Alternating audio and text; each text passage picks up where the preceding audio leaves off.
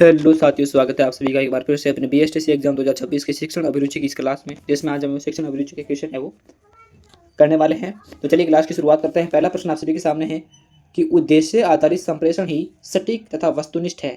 क्या आप इस कथन से सहमत है?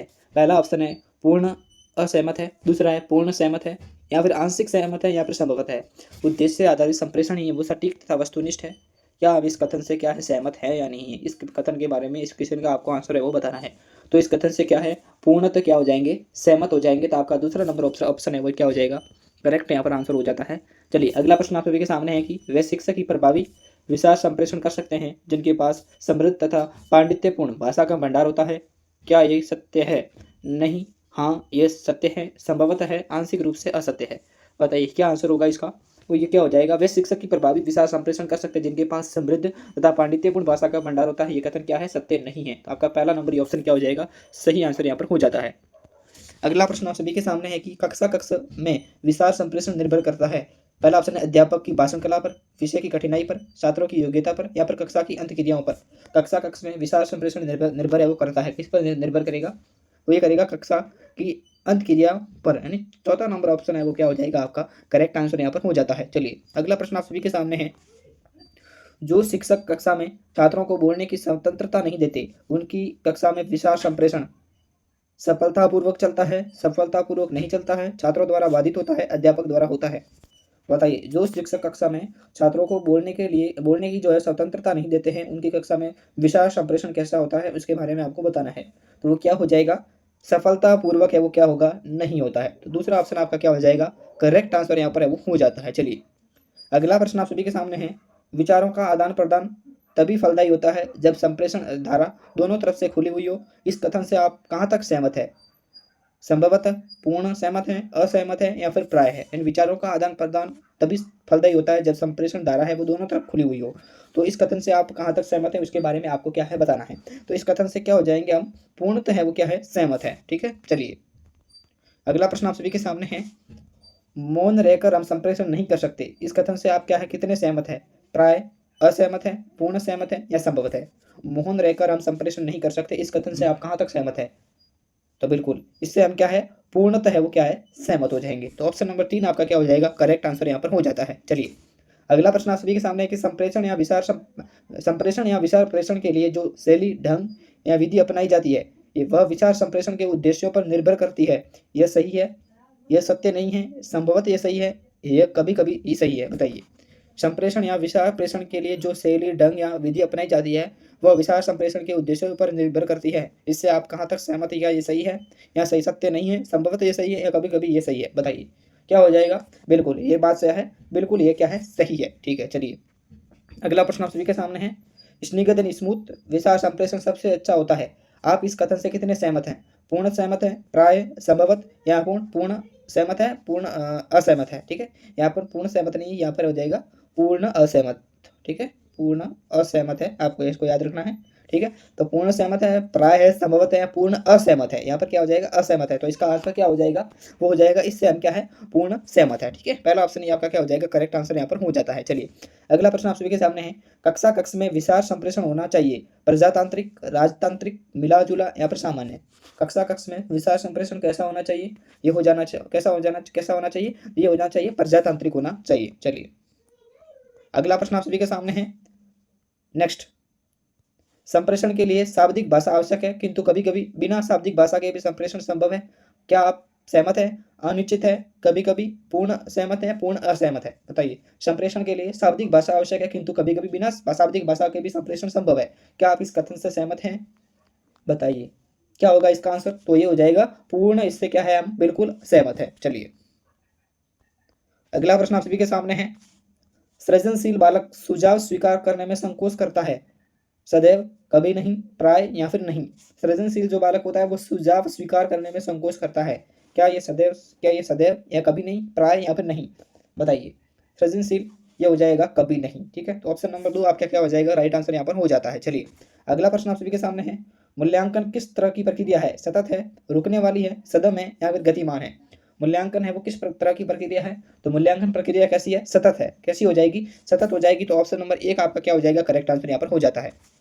अगला प्रश्न आप सभी के सामने है, विसार विग्रह के लिए संप्रेषी की शारीरिक उपस्थिति पर्याप्त है। विसार विग्रह के लिए संप्रेषी की शारीरिक उपस्थिति ही पर्याप्त है।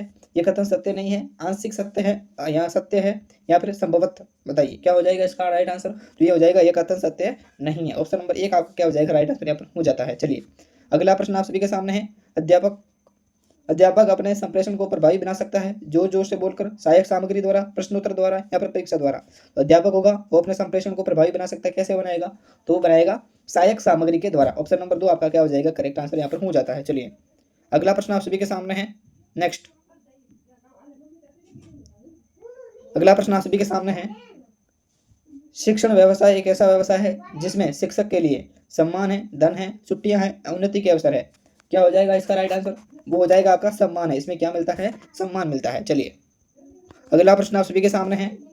क्या आप इस बात से सहमत हैं कि व्यक्ति शिक्षण व्यवसाय को गंभीरता के साथ नहीं लेते हैं। पूर्ण सहमत है, पूर्ण असहमत है, आंशिक सहमत है, यहाँ पर संभवत है। बताइए क्या हो जाएगा इसका राइट आंसर। इसका जो राइट आंसर होगा वो क्या पूर्ण, तो इसमें बात से हम क्या है सहमत है। आपकी व्यक्ति शिक्षण व्यवसाय को गंभीरता के साथ नहीं लेता है, बिल्कुल बात क्या है सत्य है। चलिए अगला प्रश्न आप सभी के सामने है। जितना गुड़ डालोगे उतना ही मीठा होगा, इसी प्रकार जितना वेतन दोगे उतना ही शिक्षण कार्य करेंगे। क्या आपकी इसमें क्या राय है। कथन ठीक है, कथन तर्कसंगत नहीं है, कथन पूर्णतः गलत है या फिर अनिश्चित है। बताइए क्या हो जाएगा इसका राइट आंसर। तो इसका राइट आंसर कथन तर्क संगत क्या है, नहीं है, बिल्कुल तर्क के संगत ये नहीं है। तो ऑप्शन 2 नंबर आपका क्या हो जाएगा राइट आंसर यहाँ पर हो जाएगा। अगला प्रश्न आप सभी के सामने है। नेता के सुझाव या बातें जब आदेश के रूप में न हो किंतु समूह उन्हें आदेश के रूप में माने तो नेता एवं समूह के मध्य विचारों का आदान प्रदान कैसा होगा। सबल होगा, निर्बल होगा, अधूरा होगा, यहाँ पर पूर्ण होगा। क्या हो जाएगा इसका राइट आंसर। इसका राइट आंसर होगा वो होगा निर्बल होगा। कैसा हो जाएगा, निर्बल होगा। तो ऑप्शन नंबर 2 ही आपका क्या हो जाएगा करेक्ट आंसर यहाँ पर हो जाता है। चलिए अगला प्रश्न है। समूह का नेता तभी सफल नेतृत्व दे सकता है जब वह सहनशील हो, अनुशासन प्रिय हो, शांत या गंभीर हो या फिर धनी हो। क्या हो जाएगा इसका राइट आंसर। समूह का नेता तभी सफल नेतृत्व दे सकता है जब वो क्या होगा शांत और कैसा होगा गंभीर होगा। ऑप्शन नंबर 3 आपका क्या हो जाएगा करेक्ट आंसर यहाँ पर हो जाता है। अगला प्रश्न है। जो बालक बुद्धिमान है वह सृजनशील भी होगा, कभी नहीं, हो सकता है, प्राय या फिर हमेशा। जो बालक बुद्धिमान है वह सृजनशील भी होगा, कैसे, तो वो क्या हो जाएगा इसका राइट आंसर। वो हो जाएगा हमेशा के लिए। ऑप्शन नंबर 4 आपका क्या हो जाएगा राइट आंसर यहाँ पर हो जाता है। चलिए अगला प्रश्न है। बालकों में सृजनात्मकता का गुण पाया जाता है अभिन्न, सम्मान, विभिन्न या फिर भिन्न भिन्न। बालकों में सृजनात्मकता का गुण कैसे पाया जाता है, तो बिल्कुल भिन्न भिन्न पाया जाता है। तो ऑप्शन नंबर 4 आपका क्या हो जाएगा राइट आंसर यहाँ पर हो जाता है। चलिए अगला प्रश्न आप सभी के सामने है। सृजनशील बालक परिणामों की परवाह करता है, संभवत, कभी कभी, नहीं या फिर सदैव। सृजनशील बालक के ऊपर जो अपने परिणाम होते हैं उनकी परवाह करता है। क्या आप इस बात से सहमत हैं। बिल्कुल नहीं करता। क्या करेगा, बिल्कुल भी अपने परिणाम की क्या है परवाह नहीं करता है। चलिए अगला प्रश्न आप सभी के सामने है। मूल्यांकन कितने ध्रुव से जुड़ी प्रक्रिया है। एक ध्रुवीय है, द्विध्रुवीय है, दो से अधिक ध्रुव की है या फिर बहुध्रुवीय है। बताइए मूल्यांकन कितने ध्रुव की से जुड़ी प्रक्रिया है। ये है वो आपके बहुध्रुवीय प्रक्रिया है। तो ऑप्शन नंबर 4 आपका क्या हो जाएगा इसमें राइट आंसर यहाँ पर हो जाएगा। चलिए अगला प्रश्न आप सभी के सामने है। मूल्यांकन प्रक्रिया किसे अभिप्रेरित करती है, विद्यार्थी को, अध्यापक को, प्रश्न प्रणाली को या फिर शिक्षण विधि को। मूल्यांकन प्रक्रिया होती है वो किसे अभिप्रेरित करती है, तो वो करती है आपकी विद्यार्थियों को करती है। ऑप्शन नंबर 1 आपका क्या हो जाएगा राइट आंसर यहाँ पर हो जाता है। चलिए अगला प्रश्न आप सभी के सामने है। मूल्यांकन की प्रतिपुष्टि का तरीका होना चाहिए समालोचनात्मक, आलोचनात्मक, विवेचनात्मक या फिर तथ्यात्मक।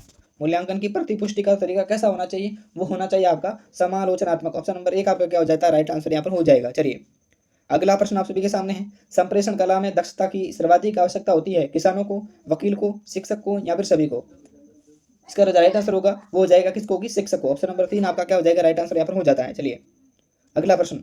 माध्यमिक स्तर पर संप्रेषण होना चाहिए मातृभाषा में, हिंदी में, अंग्रेजी में या फिर क्षेत्रीय भाषा में। तो माध्यमिक स्तर पर जो संप्रेषण होगा वो कैसा होगा, मातृभाषा में होगा। ऑप्शन नंबर 1 करेक्ट आंसर यहाँ पर हो जाता है। चलिए अगला है कि कक्षीय संप्रेषण में यदि छात्रों को स्वतंत्र अभिव्यक्ति का अवसर प्रदान नहीं किया जाता तो संप्रेषण निम्नलिखित प्रभाव दृष्टिगोचर होता है। रुकावट हो जाती है, सरल हो जाती है, उद्देश्य अपूर्ण बना रहता है, यहाँ पर शिक्षकोन्मुखी हो जाता है। तो कैसा हो जाएगा, वो हो जाएगा उद्देश्य अपूर्ण बना रहता है। तो ऑप्शन नंबर 3 आपका क्या हो जाएगा करेक्ट आंसर यहाँ पर हो जाता है। चलिए अगला प्रश्न। निम्नलिखित में से कौन सा शिक्षा का परिणाम है, अपरिपक्वता, बुद्धि, योग्यता या फिर नौकरी।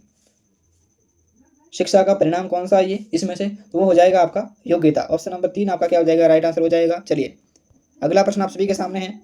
आज की शिक्षा प्रणाली शिक्षित जो बेरोजगारी बढ़ाने वाली प्रणाली है, क्योंकि शिक्षा से मात्र विषय वस्तु का ज्ञान होता है, शिक्षा का उद्देश्य स्पष्ट नहीं है, व्यावसायिक प्रशिक्षण शिक्षा का अंग नहीं है, तकनीकी का शिक्षा में प्रयोग के कारण तो क्या हो जाएगा इसका राइट आंसर, वो हो जाएगा आपका व्यावसायिक प्रशिक्षण शिक्षा का अंग है, वो नहीं है। ऑप्शन नंबर 3 आपका क्या हो जाएगा, राइट आंसर हो जाएगा। तो चलिए आज की क्लास को ये खत्म करते हैं। आज के बाद में आपकी यहाँ पर कोई भी क्लास है वो नहीं आने वाली है, और जहाँ से मैं आपको क्वेश्चन करवा रहा हूँ उसकी PDF आपको टेलीग्राम पे प्रोवाइड कर दी जाएगी, तो वहाँ से आप पढ़ लेना, ठीक है। आज के बाद को आपको कोई भी क्लास है वो यहाँ पे नहीं मिलेगी, और जहाँ से मैं क्वेश्चन करवा रहा हूँ वो उसकी PDF आपको टेलीग्राम पे डाल दूंगा, वहाँ से आपके सारे क्वेश्चन है वो कर लेना। क्वेश्चन के साथ साथ में थ्योरी भी आपको वहाँ पर मिल जाएगी, ठीक है। चलिए मिलते हैं अगले वीडियो में, तब तक के लिए खुश रहिए, अच्छे रहिए। जय जय राजस्थान, जय हिंद, वंदे मातरम।